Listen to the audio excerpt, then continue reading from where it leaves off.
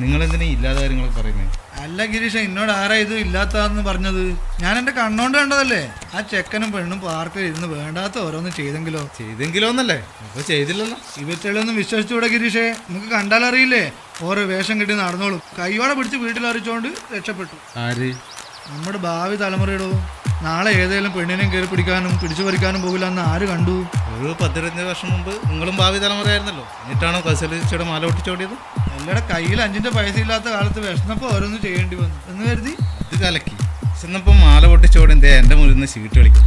ഒരു കഷ്ണം അപ്പവും പഴം എടുത്തവനെ നാട്ടുകാർ തല്ലിക്കൊന്ന് പരലോകത്ത് എത്തിച്ച്. നമ്മുടെ നാട് നന്നാവുന്ന ലക്ഷണമൊക്കെ കാണുന്നുണ്ടല്ലോ.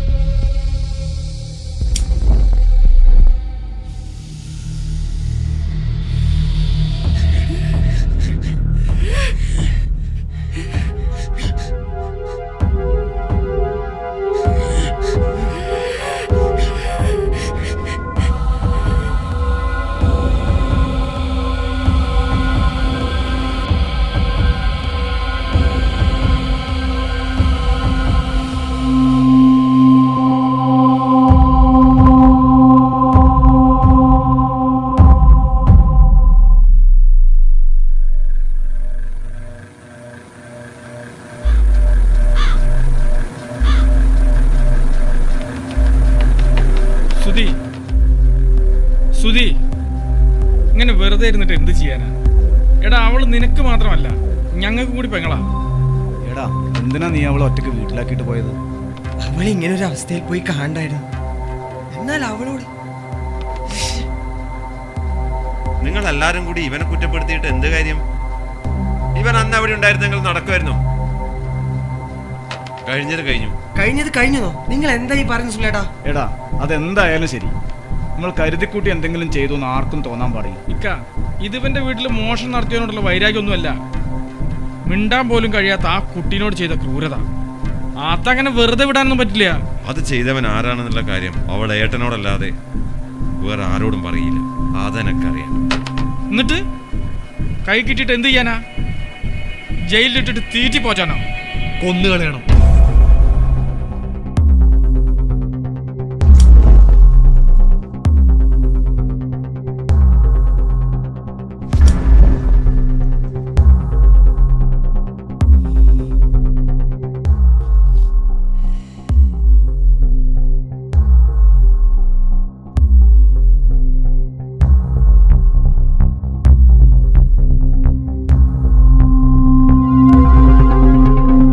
നിനക്കോനെ അറിയില്ലേ?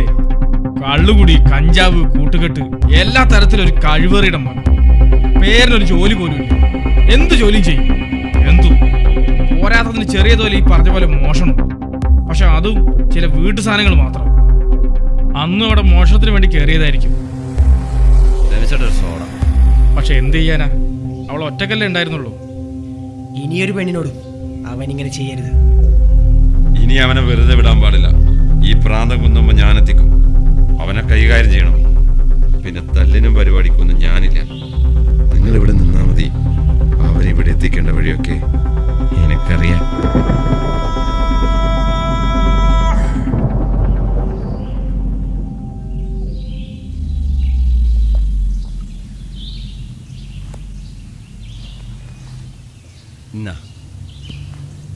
അമിതേ, നിങ്ങൾ അത്യാവശ്യം ആവശ്യമുണ്ട്, കാര്യമുണ്ട്. വാ, നിങ്ങൾക്കും എനക്കും ഗുണമുള്ള കാര്യമെന്ന് വിചാരിച്ചാൽ മതി. വാന്ന് അമീർക്ക, നിങ്ങളെ കൊണ്ടേ ഇത് നടക്കൂ. എന്നാന്ന്? എൻ്റെ ഫസ്റ്റ് ടൈം കച്ചവടമാണ്. കയ്യിലൊരു സാധനമുണ്ട്, ശരിയാക്കി തരുവാ. എന്തെന്നാന്ന്? പുറത്ത് പറയണ്ട, വെള്ളി മുങ്ങിയാന്ന്. കയ്യിലുണ്ടെങ്കിൽ കൈച്ചലാക്കാൻ നോക്ക്. കയ്യിലുണ്ട്, കൈച്ചലാക്കിയില്ല. 2-3 ദിവസമായി കയ്യിൽ പിടിച്ചിരിക്കുന്നത്. നമുക്കിത് പരിചയമില്ല. നിങ്ങളിത് കോർത്ത് കൊടുത്ത് നടക്കുന്ന ആളാണെന്ന് എനിക്കറിയാം. എവിടെയല്ലേ സാധനം ഭ്രാന്തം കൊണ്ടുപോലുണ്ട്. ഇപ്പം വന്നാ സംഭവം റെഡിയാക്കി തരാം. പേടിക്കണ്ട, നിങ്ങൾക്കും എനക്കും ഗുണമുണ്ടാവും. എന്തേ പോവാ.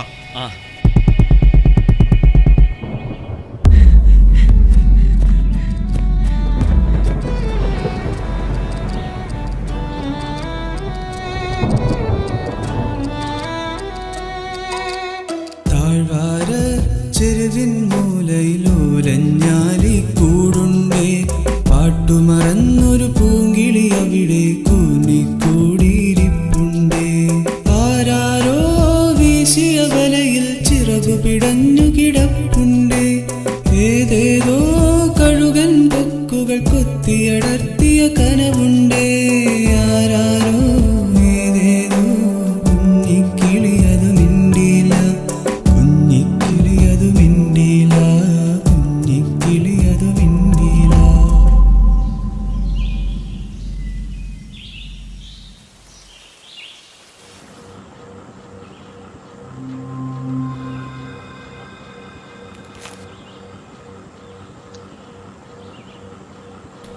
അമ്മ വെച്ച പായസം ഞാൻ എവിടെ?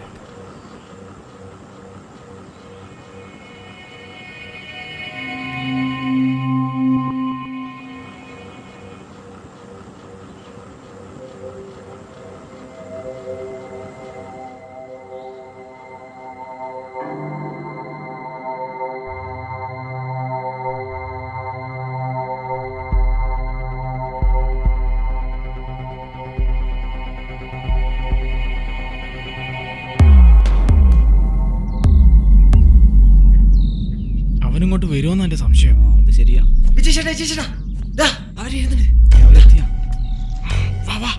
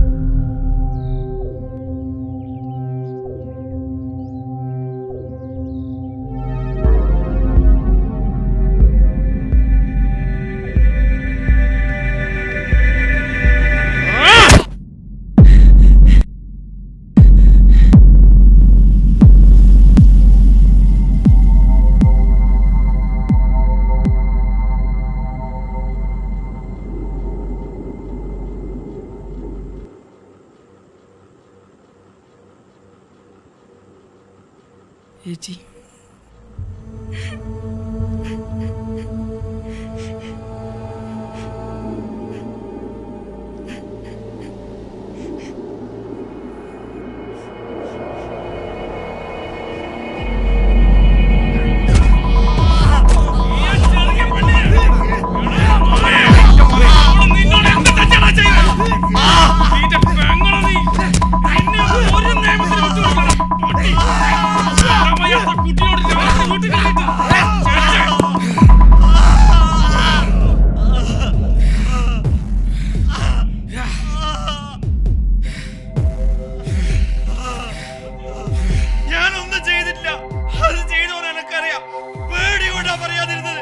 ഇത്രയും ചെയ്തിട്ട് നീ പറയണ കൂടി ഞങ്ങൾ വിശ്വസിക്കണം.